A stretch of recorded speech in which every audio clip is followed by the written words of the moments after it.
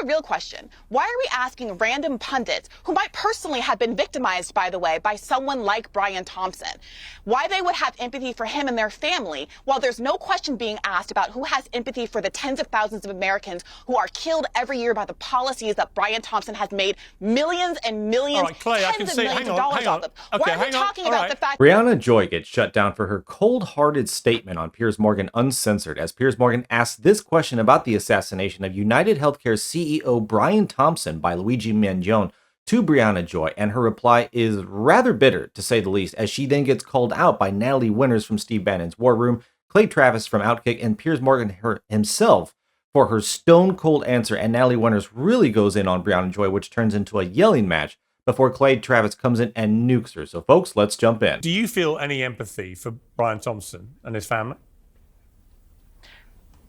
I have infinite empathy for any individual as a person in their personal capacity. As his role as the CEO of United Healthcare, I'm afraid I'm with the overwhelming majority, bipartisan majority of the American people who say, I'm saving my empathy for people who are much more vulnerable, and have caused a lot less harm. Right. So to be clear, you don't have any empathy for him after he was executed. I personally don't. Right. Okay. Well, at least you're honest. Let me go to Natalie Winters. I mean, I find this staggering. You've got to remember, the left is supposed to be the party that cares so much. All of them have their Be Kind hashtags.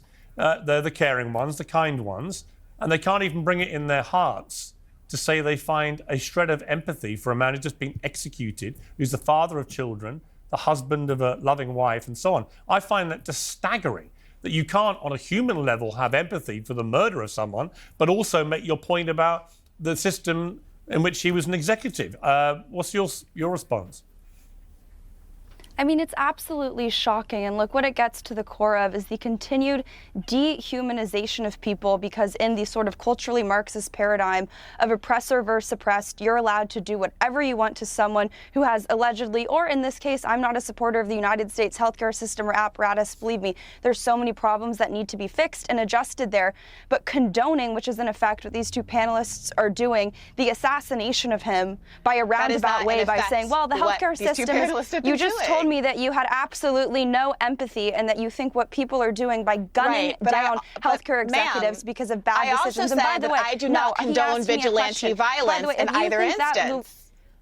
So don't misrepresent my view. If you can make your case without telling a lie, miss, then you should do it. I have empathy for the 68 million Americans and their families who are killed every single year by the policies of the United Healthcare system with its 32% desire rate. Okay, look. Look, listen, Briahna, I'll let you speak, Briahna. Let Natalie have her say, and then I'll let people respond. By the way, if you think Luigi Mangione is someone who you maybe have empathy or sympathy for, this is someone who had a very privileged upbringing, background, very wealthy family. The CEO of United Healthcare is someone who came from a working class family, went to state schools, didn't go to the University of Pennsylvania. Like I said, I'm not defending the healthcare system writ large, but to say that you don't have empathy because you view him as an oppressor of the American people is a perversion, not just of the system of law and justice in this country, but that's extreme. You just said you don't have empathy for a man who was murdered in cold blood on the streets of New York. So what do you have for him? You are Sympathy? obsessed with this oppressed language. It seems to be a bit of a kink. You are so much so that you just said you don't have empathy for a murder victim. I said, let me be clear. I said as a person, interpersonally, of course, he has a family, and those people are feeling grief, and those people, as far as I know, are innocent in all of this. But the question is, here's the real question. Why are we asking random pundits, who might personally have been victimized, by the way, by someone like Brian Thompson, why they would have empathy for him and their family, while there's no question being asked about who has empathy for the tens of thousands of Americans who are killed every year by the policies that Brian Thompson has made millions and millions, tens of millions of dollars off of. Why are we talking about the fact that this 25-year-old... Folks, the assassination of Brian Thompson by Luigi Mangione has triggered people left and right all over the place.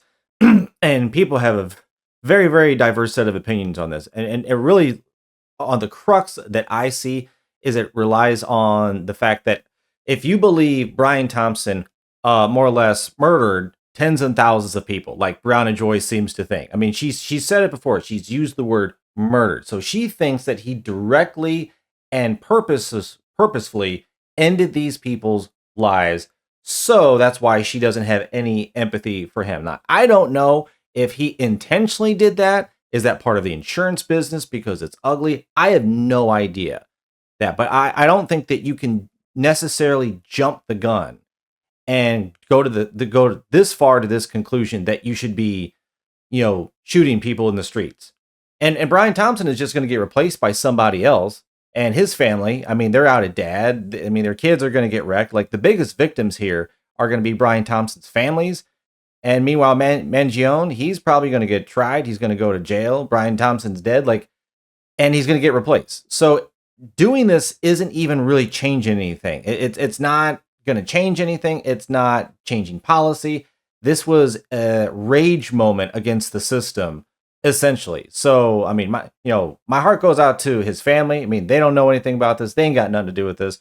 Now, if it's true that Brian Thompson actually did all of this intentionally for profit, greed, all that, well, you know what? I'm definitely not going to shed a tear for him at all. But yeah, his family is going to be the biggest victims in this. And that's why you can't let stuff like this happen one way or the other. And if you allow it to happen, if you basically make people feel like this is how some noble move that they're going to do, well, more people can be doing this, and it's not going to change anything. It's just going to create more pain and chaos for everybody. But it's a really messed up situation, and yeah, it's definitely a huge national news. But folks, let me know, like, if you found out that Brian Thompson was directly and intentionally responsible for the ending of, say, 40,000 people's lives, which is what they're estimating, would you have any empathy for him getting shot like this?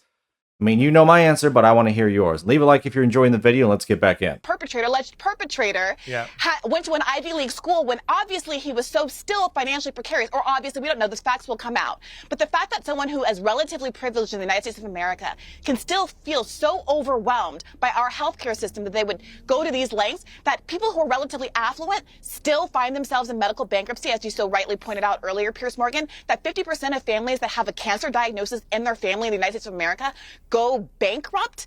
That is where the moral outrage should lie. But when you go on elite programs, I think who have wealthy, affluent hosts, the focus seems to be on the family of a millionaire and not on the families of the people who have been terrorized by this healthcare system. You made your point. I'm in London at the moment. In the UK, we have the National Health Service. It's free healthcare for all.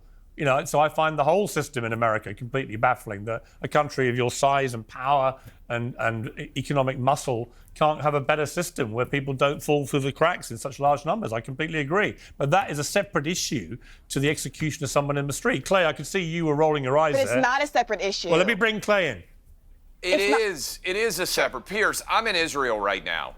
I just been touring a lot of the kibbutzes where there were people who were murdered because they were Jewish. I can't help but see the analogy here. You can be upset with a larger societal issue. It does not justify murdering people because of it. And if you are making that argument, and Briahna is making that argument, I'm sorry, her brain is broken, because what she is saying is, I'm so upset about the healthcare system that I believe that assassinating an innocent person who has never been convicted of any crime in cold blood on the streets of Manhattan is okay. Then your brain is broken. If you don't have empathy that's not what I'm saying, and the audience is intelligent enough to have heard what I've actually said. You said you didn't have empathy for the killing of a man because you were upset about the larger societal issue of healthcare. That is not any different that he is a person in his than you private saying capacity. when you are seeing what happens when someone is killed because they're Jewish, that you're not happy about the situation here. It's justifying millions of Americans who've been victimized by Brian themselves. A larger societal issue that you don't like. And by the way, this is not a healthcare debate. Yeah, I want to play two. It is a healthcare debate. Hang on. I want to play. It is a healthcare debate. Briahna. It's a murder debate. Yeah, yeah, folks. Clay Travis is exactly right. This isn't a healthcare debate. It is a murder debate, because that, like what Briahna Joy is saying, that's the same thing that they said about crime. Oh, it's not a crime issue. It's an economic issue. It's not a theft issue. It's a not enough public services issue. No, like, Luigi Mangione did what he did, and he did it brazenly and out in the open. And you can't have that. You just can't have that in society, folks. You just, for anybody. I mean, we've seen what happens in these liberal cities when all of a sudden you make crime and shooting and all that like the normal ever since COVID, and you've seen how it turns out. Like this is just more icing on the cake. It's just going to make it even worse. So, yeah, I mean, like you absolutely have to shut this down. I mean, you can't show too much empathy. I mean, I get where the guy was coming from, but like I said, it's not going to change anything. You have to go about these problems in a different way. But folks, thanks for watching. Let me know what you thought about what Natalie Winters, Piers Morgan, and Clay Travis had to say about Briahna Joy, about the assassination of CEO Brian Thompson by Luigi Mangione. This is crazy story, shocking everybody, and it just keeps going through all the circles, and everyone's reacting to it. And basically, the biggest thing that comes down to is this guy so evil that somehow this is justified for doing so? But when Luigi Mangione goes to court, it's going to be interesting to see what a jury thinks. Folks, thanks for watching. Like and subscribe. Take care, and I'll see you on the next one.